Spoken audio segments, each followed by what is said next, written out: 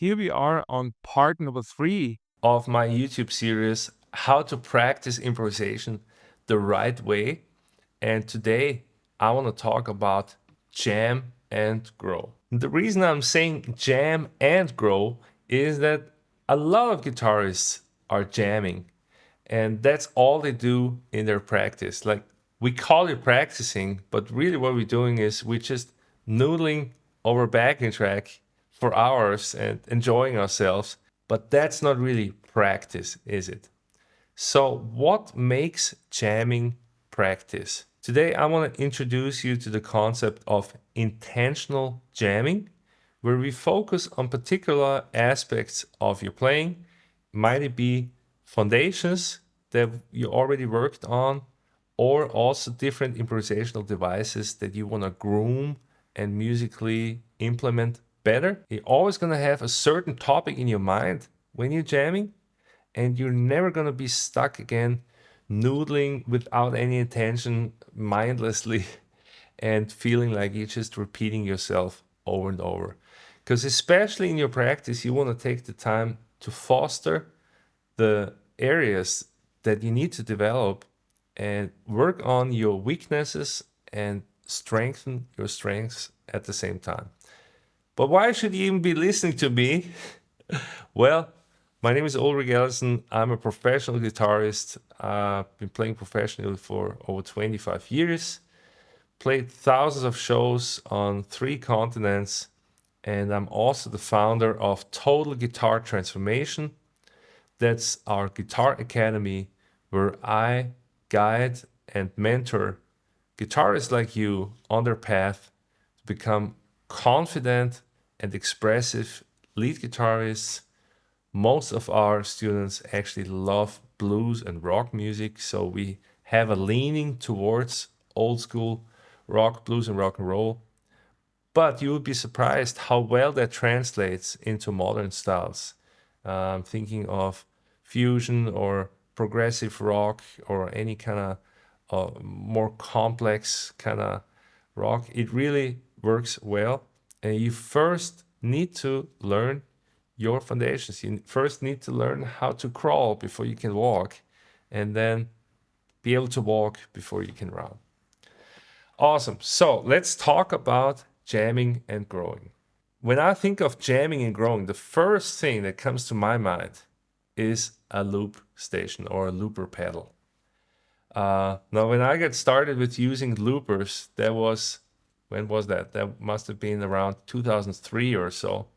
And I got myself a huge Boss, I think it's called the RC50, I want to say. Huge loop station with 3 loops next to each other. It looks like a spaceship. Yeah? So this thing took more space than my regular pedal board, and I was just schlepping this around for years.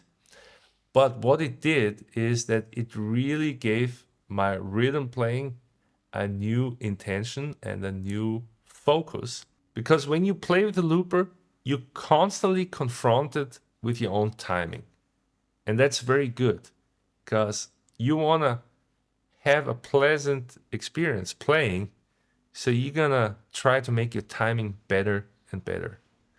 Let's just take a simple progression and let's see if we can create a loop in our own time and with our own phrasing. I'm just going to take some simple chords. We're here in the key of E flat, and we have the progression 1, 6, 4, 5. So that could sound something like this.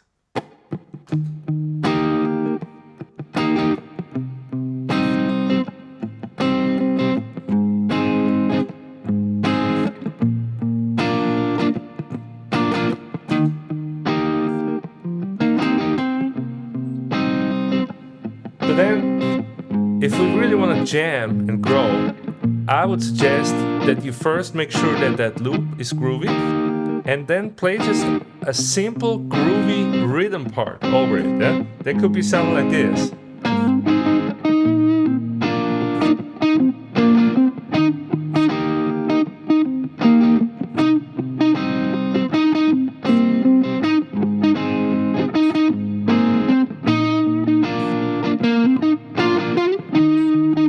Focus on the feel first. Don't even worry about your fancy solo. You know, just meat and potatoes feel.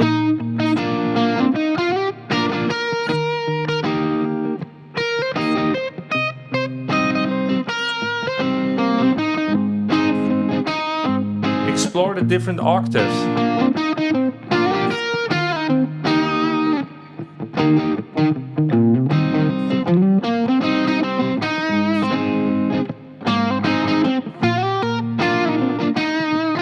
Make sure that each note really sits in the groove where you want it.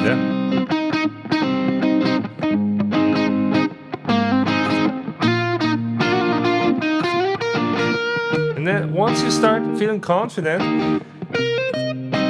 you know, start playing some melodic phrases. Start with melody, yeah? That's what I would suggest.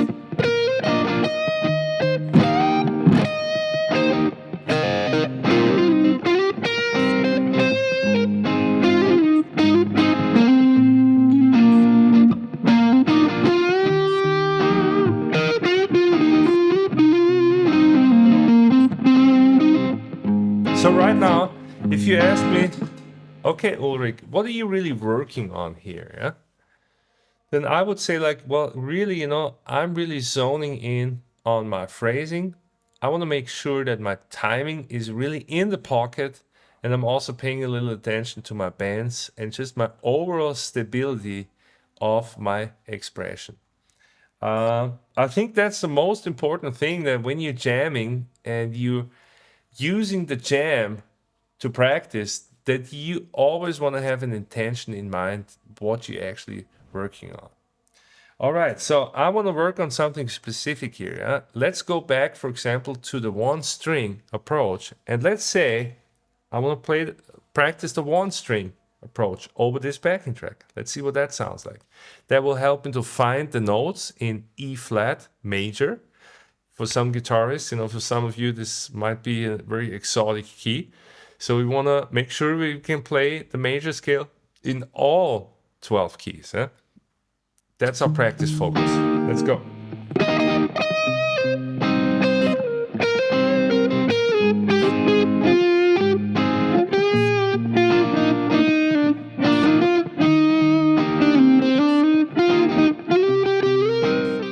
I got carried away here, so I had to cut this short. But you're getting the point. So the other advantage here with the looper is that we can easily dial in different rhythm feels and different tempi. So, you know, we're not stuck with the backing track that will always just serve us some musical context, but we cannot create it ourselves. I think it's very important for your own creativity to be able to come up with your own musical context. So for example, next, what happens if we just play this in a reggae feel, this whole progression, yeah? So let's just imagine a little reggae feel here, yeah? 1, 2, 1, 2, 3, 4.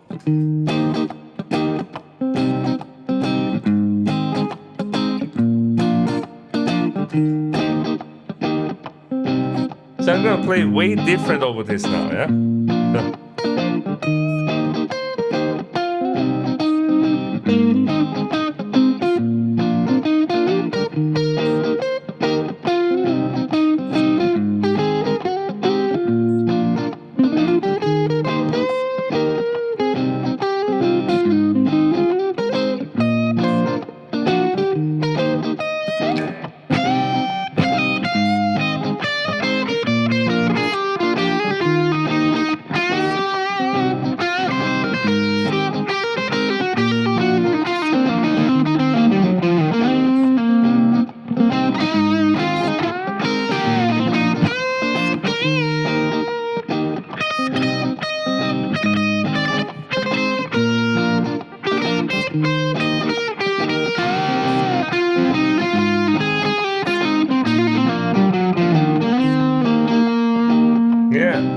So yes, this is what I call jam practice.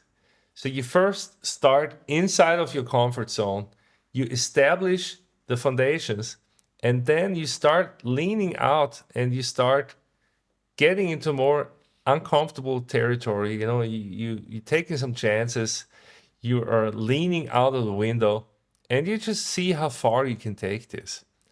This is really great practice. And if you are not jamming on a looper already, then I strongly urge you to start with it today. But what if you have a backing track and you just want to practice a particular topic? For example, let's say you want to work on your rhythm and just your overall funkiness, and you want to find a good funk backing track to practice that. Well, of course, that's also fantastic, but I want to urge you that when you pick a backing track, pick one that's, first of all, really, really groovy. And second of all, pick one that is sparse enough where you can do different things and carry some of the musical decision making. And it's not all plastered with riffs and licks where, there's really not much for you to do anymore.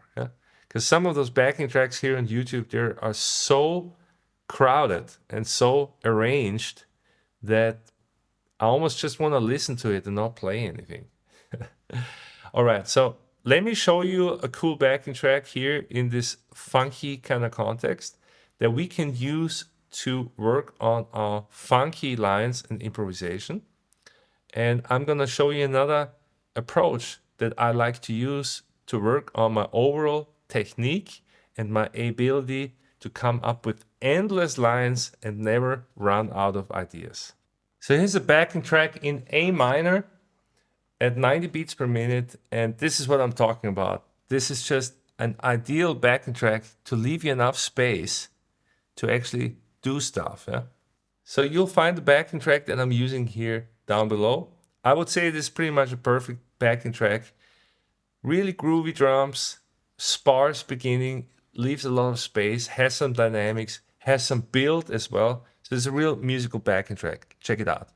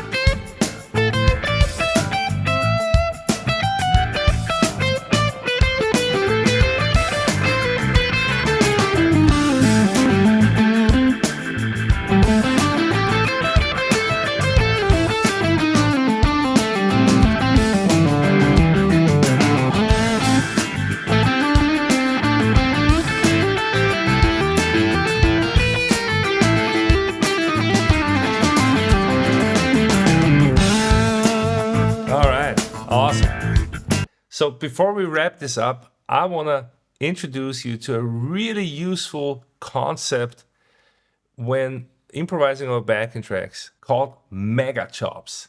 Yes, and you're gonna get mega chops if you do this frequently.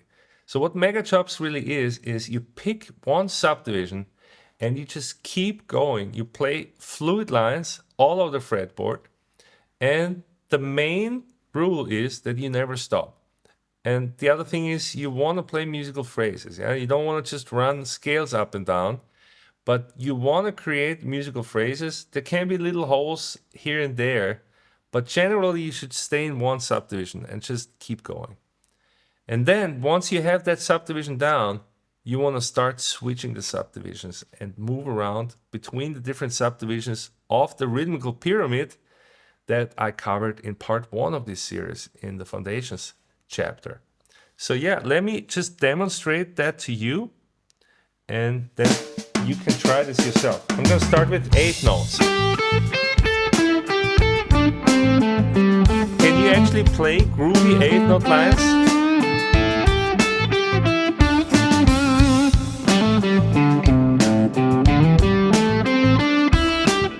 Pay attention to your note lengths.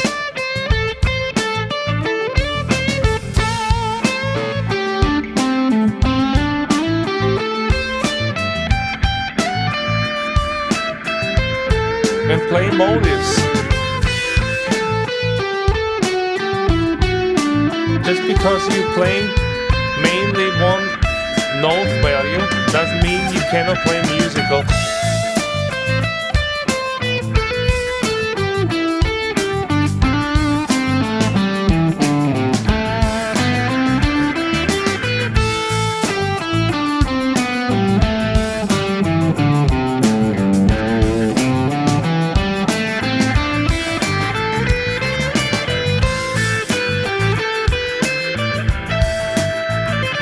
Alright, now I'm gonna switch to 8-note triplets. 8-note triplets, here we go.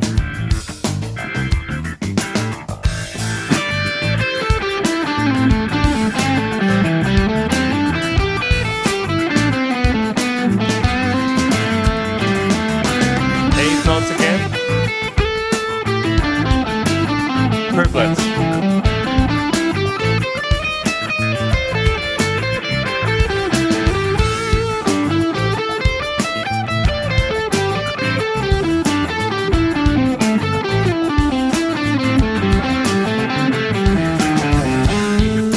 Nice.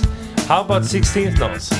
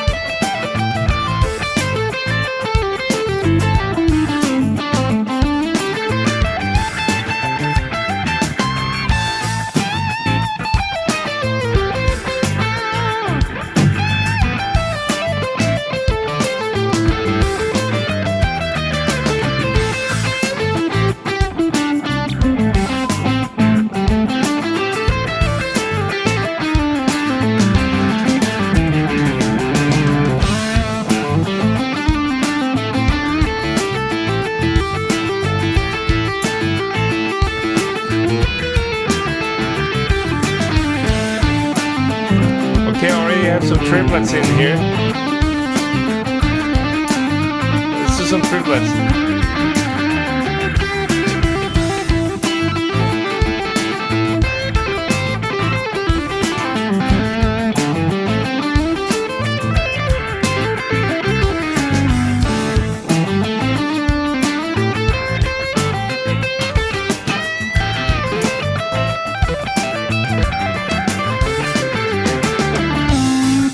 All right, so you will see that at some point you will really start to push your limits, both in creativity, because you constantly need to come up with new ideas, and of course also technically too, because it takes a lot of stamina to be able to play one subdivision over longer periods of time.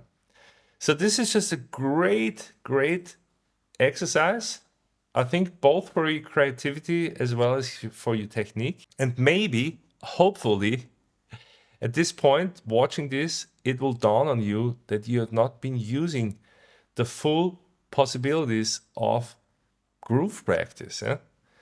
That there are some things that you never explored so far that, exist. Yes, so these are exactly the kinds of practices and devices that we teach at TGT Academy.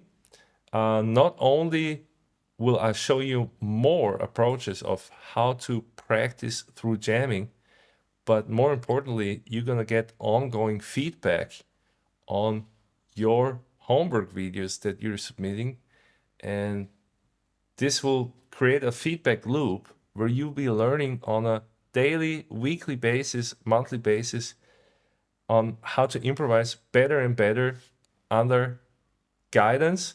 And then as you keep recording yourself over longer periods of time, there's a very clear, distinctive growth path that you can see.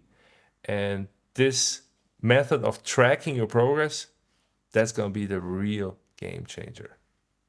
If you want to learn more about TGT Academy and the methods that we use to grow our students playing, then go to the page below in the description, look at all the info and fill out an application. We are currently full, but once we receive your application, we're going to get back to you and we'll see if this is something you want to do. And then when the next spot opens, you might be the next guy to jump into our inner circle. So there's another important part here in our series on how to practice improvisation, and that is the part that I'm going to cover here. So go and watch it now.